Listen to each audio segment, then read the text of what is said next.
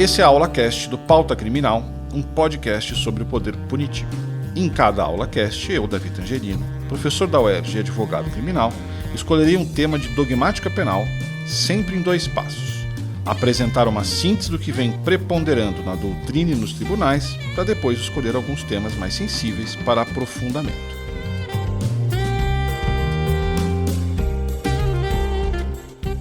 O tema da aula de hoje é tipicidade objetiva.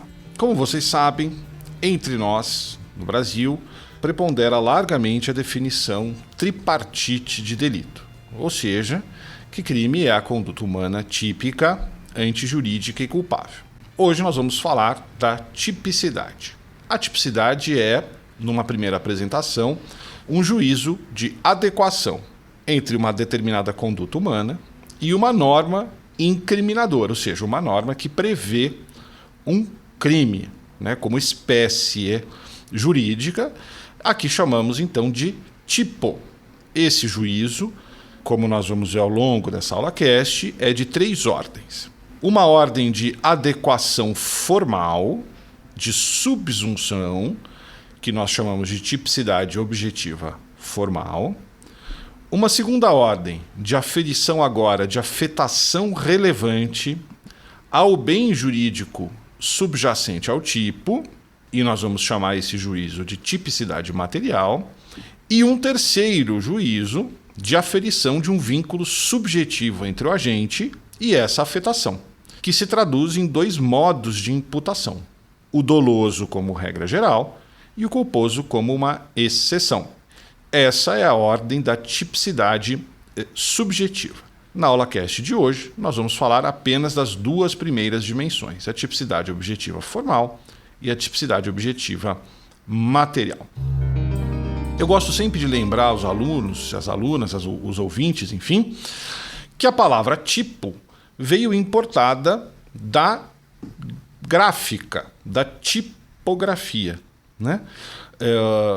justamente o que permitiu ao Gutenberg a chamada prensa moderna foi resgatar uma ideia lá dos fenícios de fazer forminhas, forminhas, nesse caso, metálicas, de modo que ele alinhava ali as forminhas num lugar fixo e depois fazia uma espécie de um decalque. Isso permitiu um ganho de tempo enorme em relação às iluminuras, que era a técnica disponível. Então, quando os alemães invocam essa palavra de tipo, e eu gosto de contar essa história porque ajuda a gravar, porque tipo é uma forma dura, metálica, invariável. Então, qual que é a ideia que se traduz por trás do tipo? Essa ideia de forma, uma forma que não se elasticiza, uma forma fechada. Falando então da tipicidade objetiva formal, vamos começar dissecando os tipos. Todos os tipos têm que ter pelo menos um verbo e, naturalmente, palavras que descrevam a ação proibida. Esse tipo ainda precisa sinalizar ao seu intérprete 2 coisas. A primeira é o modo como se dá a afetação ao bem jurídico. Se será, portanto, uma matriz de dano ou uma matriz de perigo. E também tem que sinalizar ao intérprete se a ênfase da hipótese criminalizadora está na conduta ou se está em uma consequência separável da conduta. E aí, então, nós vamos estar diante de um tipo formal ou material.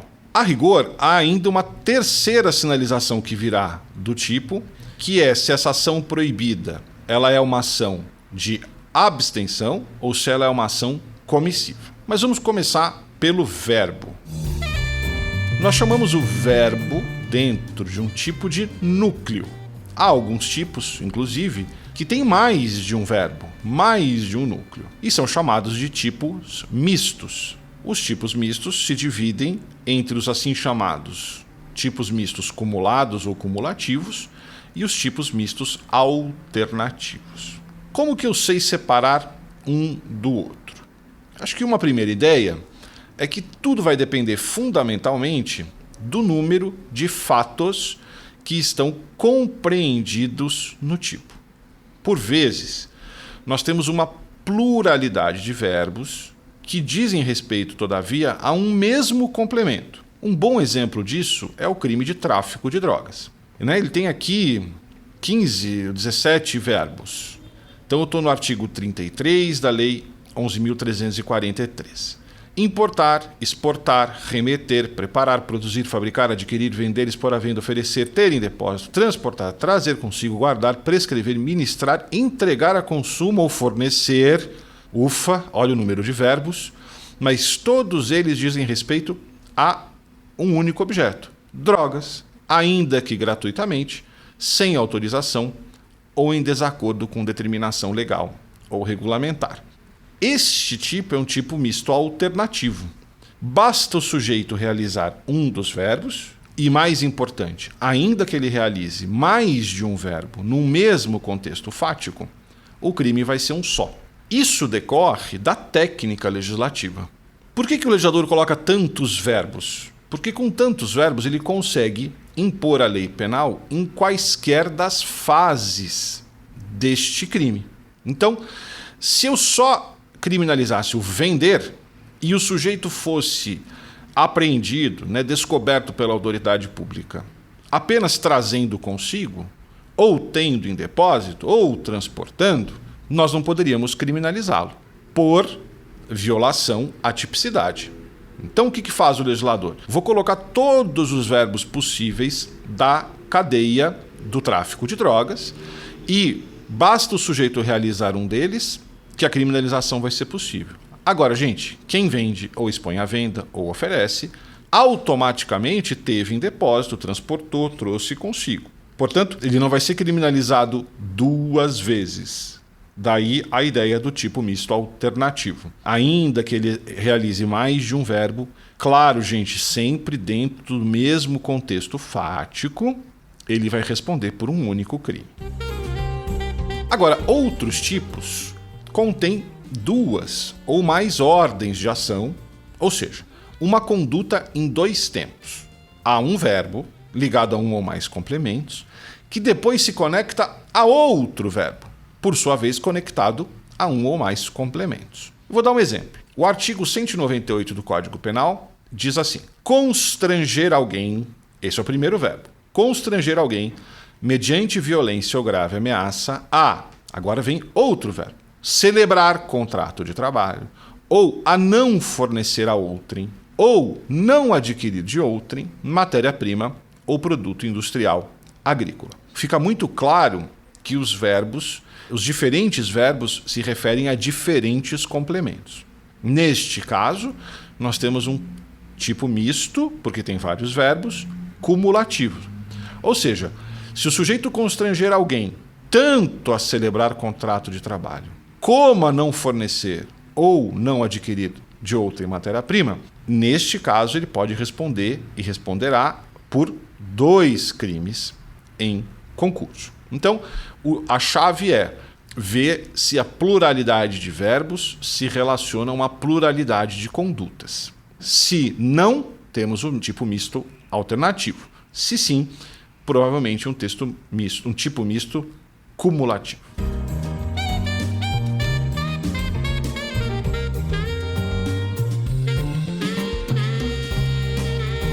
Bom, além disso, gente, os núcleos, agora por uma questão semântica, da própria natureza do verbo, já podem sinalizar 3 coisas para a gente.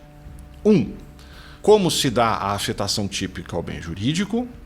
2. O papel que a consequência separável da conduta terá no tipo. E, fatalmente, inevitavelmente, sinaliza uma 3ª dimensão. Se a norma está esperando do cidadão uma ação ou uma abstenção. Vamos explorar cada uma dessas hipóteses. Quanto ao modo de afetar o bem jurídico, os tipos se dividem em crimes de dano, quando, gente, o bem jurídico é passível de uma depreciação mensurável, verificável. Então, a vida é passível de uma depreciação mensurável, a integridade corporal, o patrimônio. Ou então, os tipos podem ser de perigo. E aí nós estamos diante de duas hipóteses. Ou bem, o bem jurídico não tem como ser depreciado de maneira mensurável, né? Esses bens jurídicos abstratos, porosos, por exemplo, o sistema financeiro nacional. Ou ainda, embora o bem jurídico possa sim ser depreciado, como a saúde humana, o legislador já considera particularmente grave a mera criação de perigo e, portanto, já criminaliza a exposição a perigo.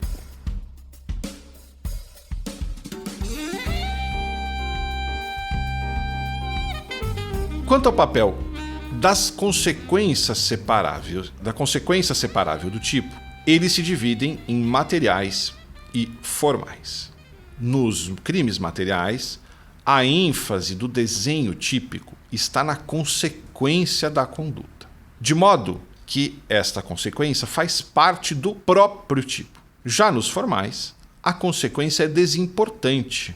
Por quê? Porque no desenho do tipo, o legislador já antecipou a desaprovação para o momento da conduta. Nós vamos falar um pouco melhor dessa dicotomia depois. No que diz respeito a este ponto, o verbo eleito já revela pela semântica a escolha do legislador. Quer ver? Matar. Matar é claramente um verbo focado na consequência da conduta. E por incidir num bem jurídico passível de depreciação, que é a vida, nós temos a conclusão de que, ele é um tipo de dano e, 2, ele é material. Já no crime de corrupção ativa, nós temos, por exemplo, o núcleo oferecer. Né? Oferecer é uma vantagem indevida. Também fica claro que oferecer é um verbo cuja danosidade, cuja lesividade, cuja ofensividade se esgota na própria conduta. Oferecer. Logo, o tipo é formal. Como a administração com letra maiúscula não pode ser concretamente depreciada, não pode de uma maneira mensurável, aferível, o crime é de perigo.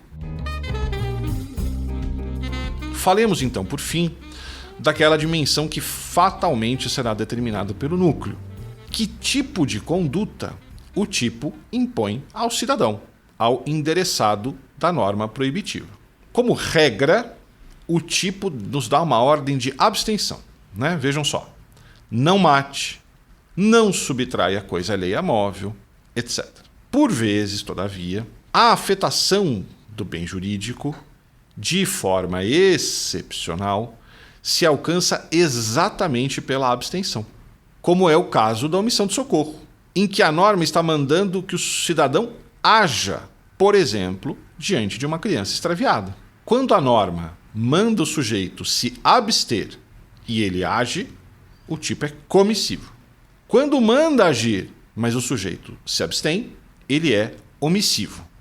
Omissivo próprio. Ora, se há um tipo omissivo próprio, é razoável que haja um tipo omissivo impróprio. É verdade.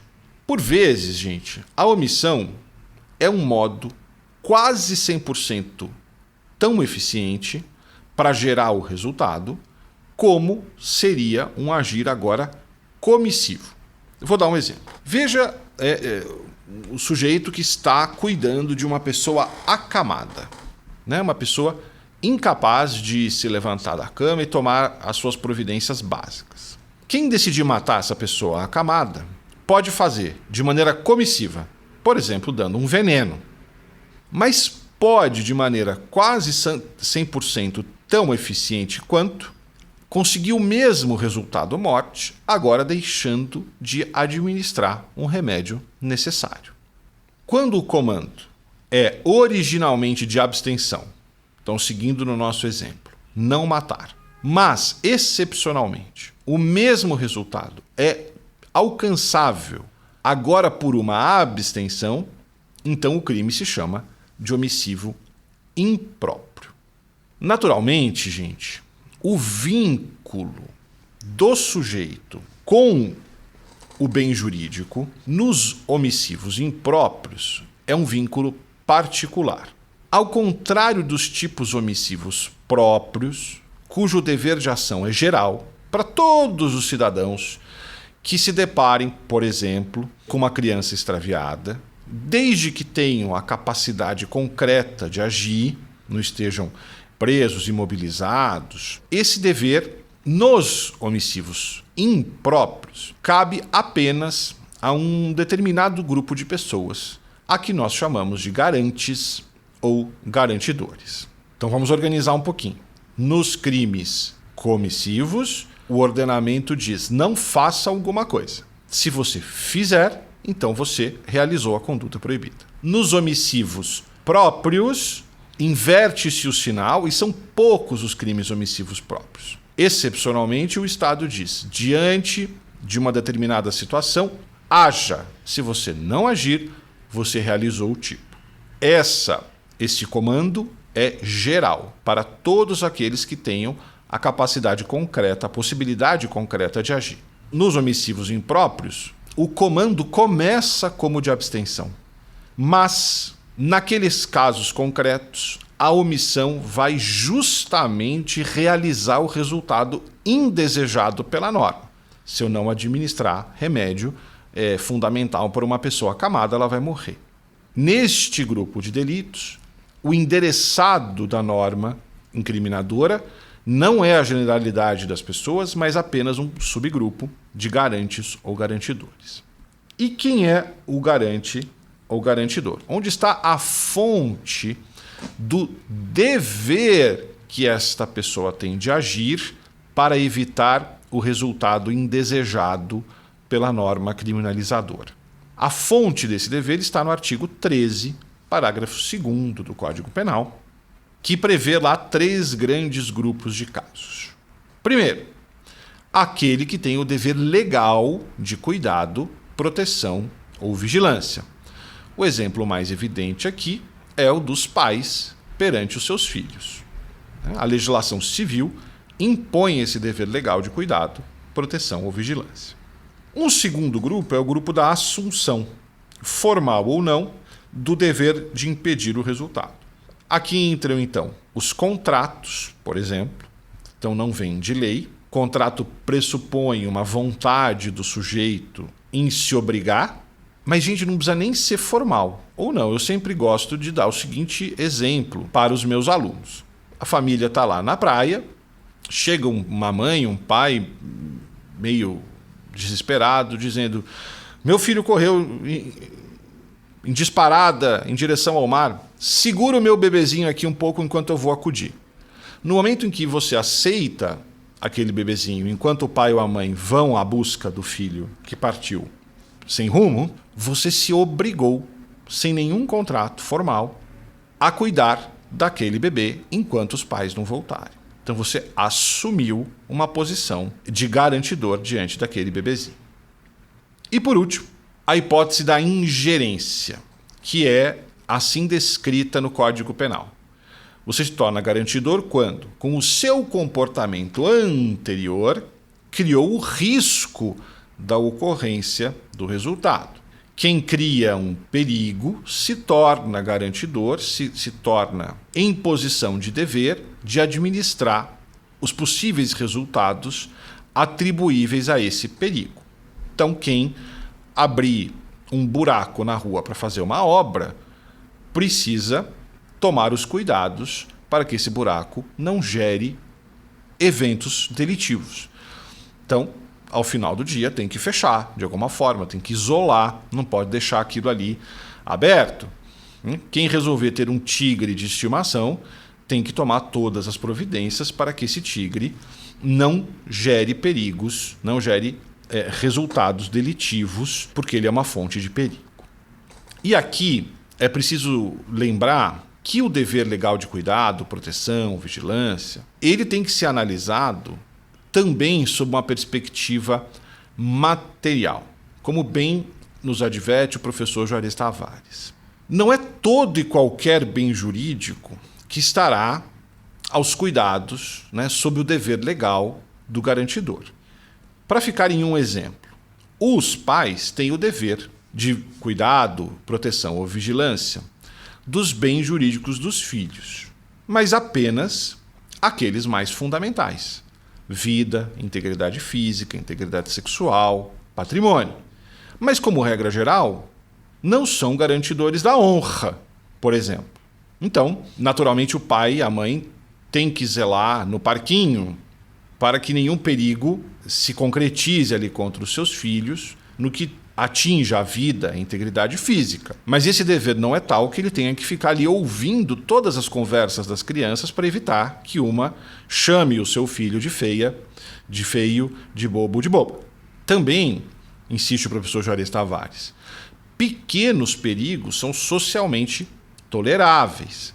Por exemplo, o perigo de cair de um balanço.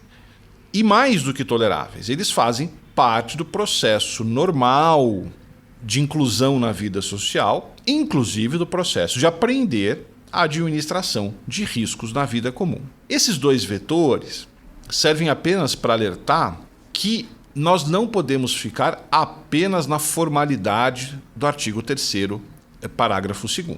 A essência desse dever é o dever de evitar um resultado, uma consequência lesiva a bens jurídicos particularmente importantes, sob pena de nós transformarmos ou esperarmos do garantidor uma espécie de papel de super-herói, que obviamente não é coerente, não é passível de expectativa numa sociedade normal.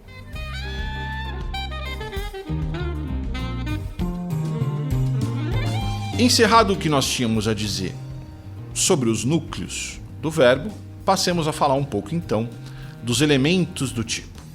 Um verbo, gente, dissociado de complementos, não serve como comando. Não adianta eu falar não faça. Bom, mas não faça o quê? Então, no tipo, é preciso que a este verbo estejam articulados outros elementos. E é muito comum a doutrina classificar esses elementos, e nós vamos falar um pouco sobre essa classificação.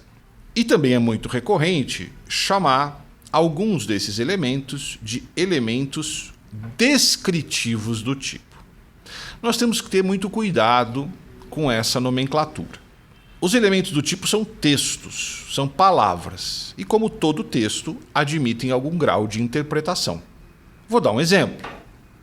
Alguns tipos penais usam a palavra mulher, e a palavra mulher é classicamente apontado como um elemento descritivo do tipo. Mas vejam, mesmo a palavra mulher comporta algum nível de interpretação. Mulher é aquela pessoa nascida com cromossomos XX ou é aquela que tem no feminino a sua identidade de gênero? Ou seja, a mulher trans é mulher para fins penais?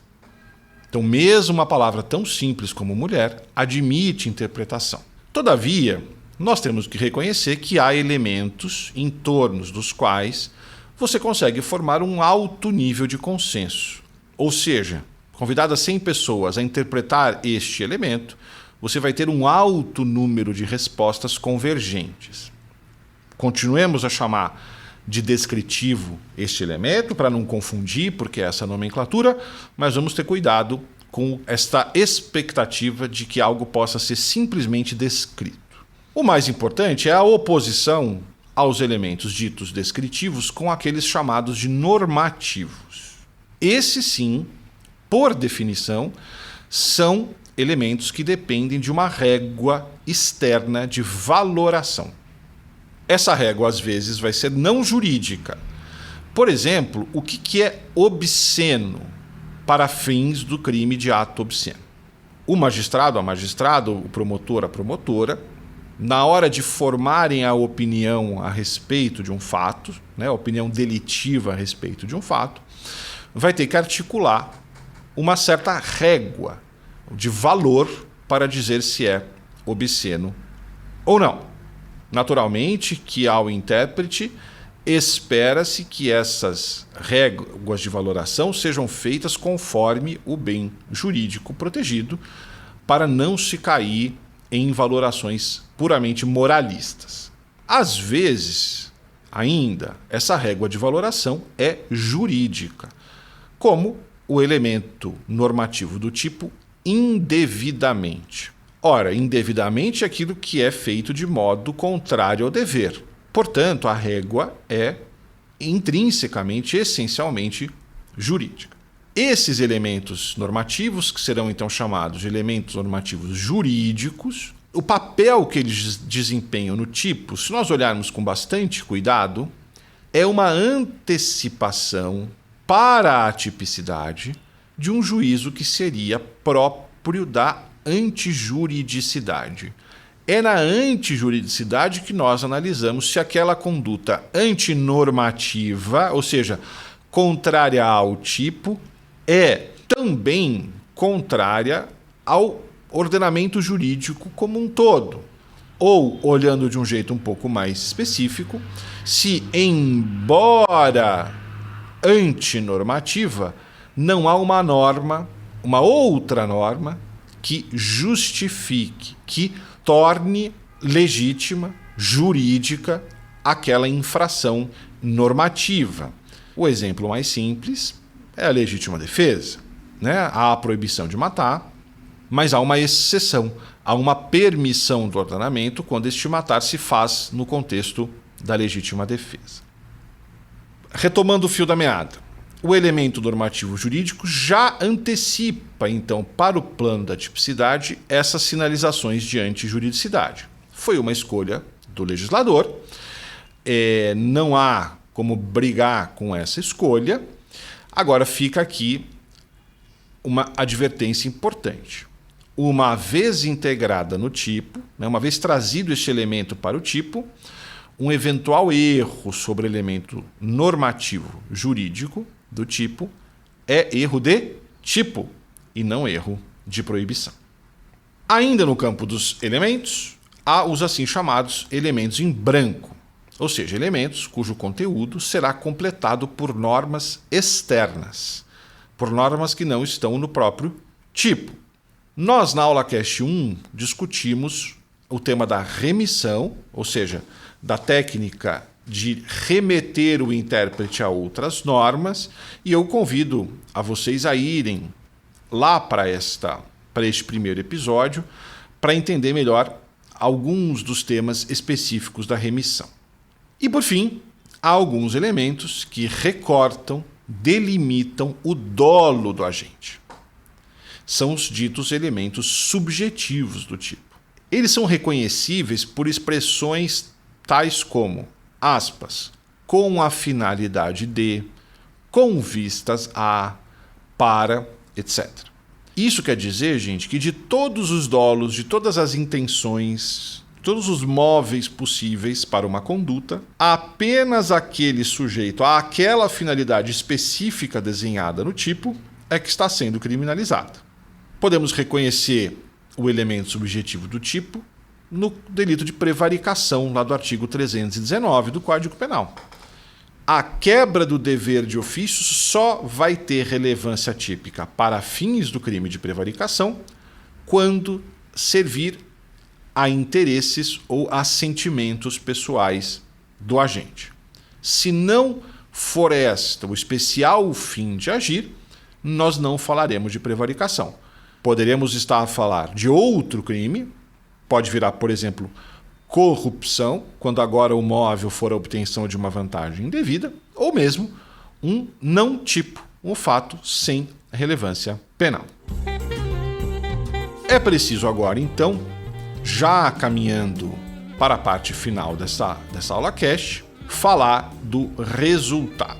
E o resultado merece todos os nossos cuidados, porque ele ocupa mais de um lugar na gramática do direito penal.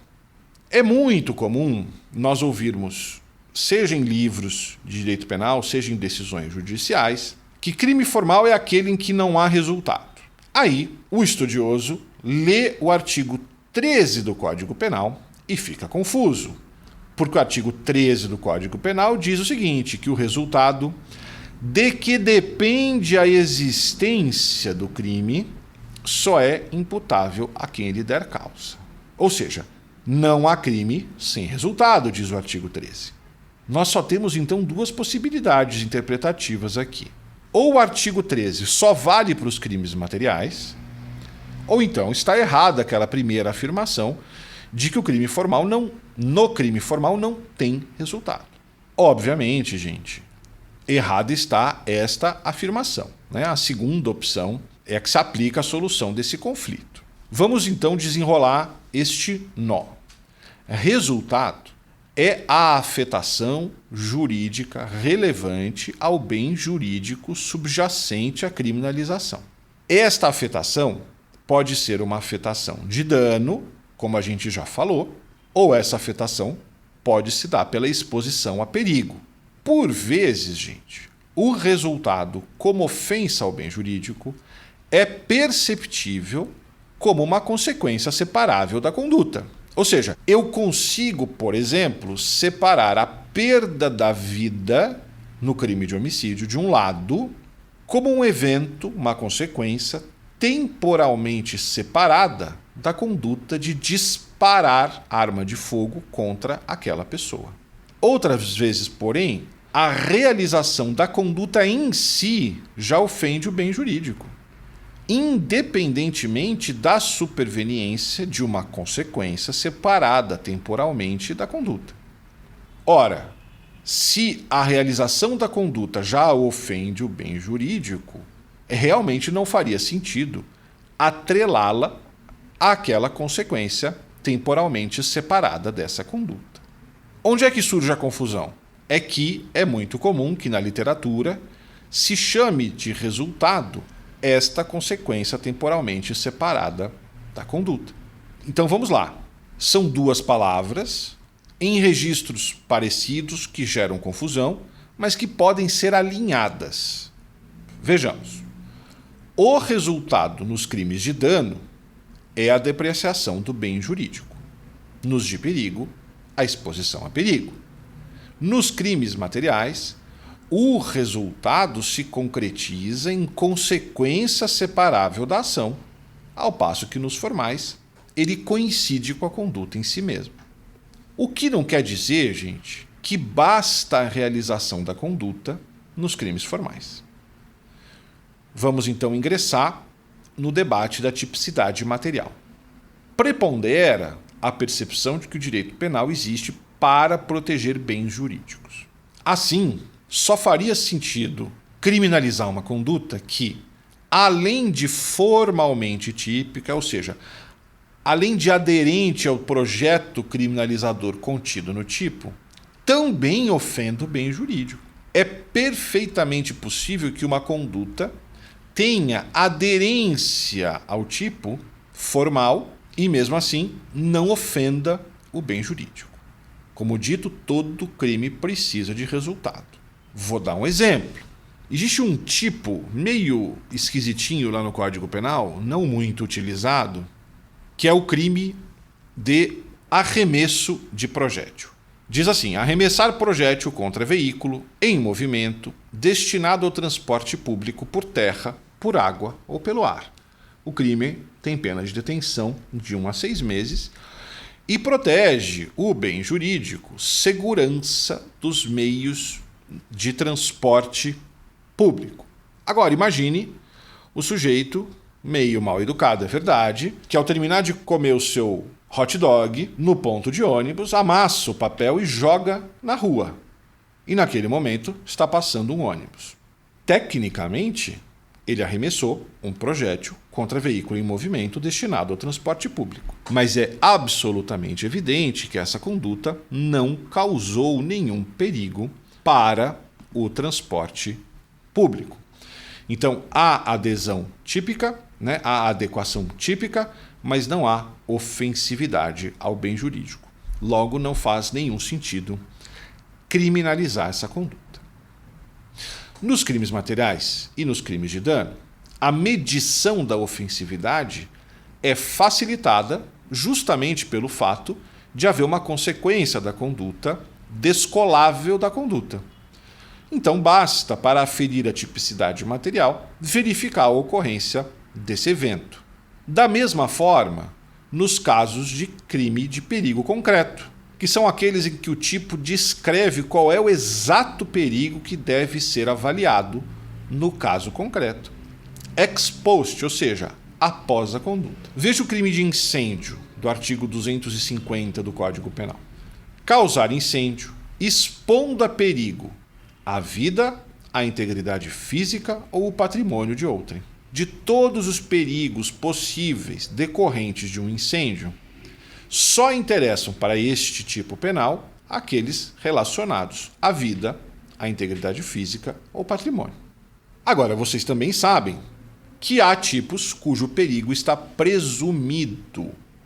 É um perigo geral, é um perigo não recortado, implícito.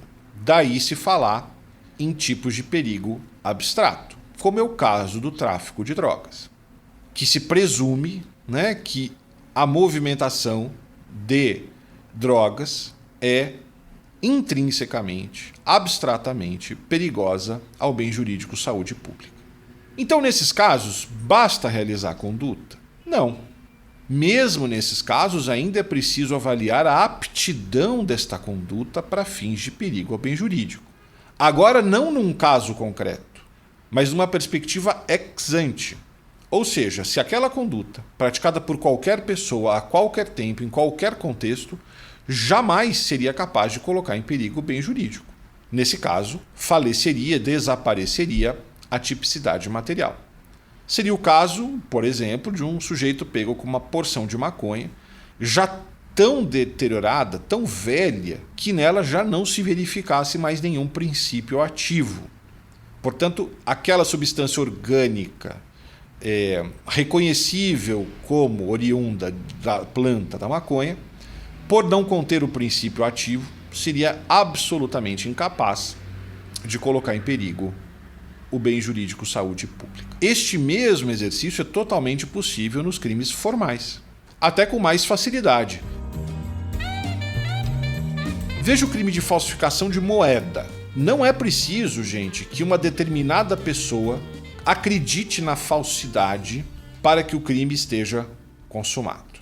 Ou seja, numa análise ex post, não importa se Maria, João e Pedro acreditaram naquela contrafação de uma nota de R$50.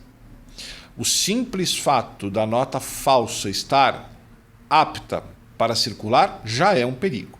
Mas vejam, gente, e se alguém confeccionar uma nota de R$8 em papel adesivo, sem brasão da República, em tamanho A4? Essa falsificação é tão inidônea para enganar alguém que nós temos que reconhecer que ex ante ela é desprovida de qualquer aptidão para expor a perigo o bem jurídico fé pública. Até para ficar num exemplo menos exagerado, é o caso daquelas notinhas pequenas de papel moeda em jogos de criança. Ele é menos exagerado porque a nota guarda alguma semelhança efetiva com a nota de verdade. Mas a qualidade da cópia, o tamanho do recorte, a qualidade do papel, obviamente, retiram dessas notinhas qualquer potencialidade lesiva. Encerramos assim a nossa terceira aula Cash com o tema da tipicidade objetiva. Quem tiver dúvidas, sugestões, temas, por favor, nos procurem, nos mandem um e-mail no pautacriminalpodcast@gmail.com e, por favor, nos sigam, nos acompanhem nas redes sociais, no Instagram, @pautacriminalpodcast e no Twitter, @pautapodcast. Até a próxima!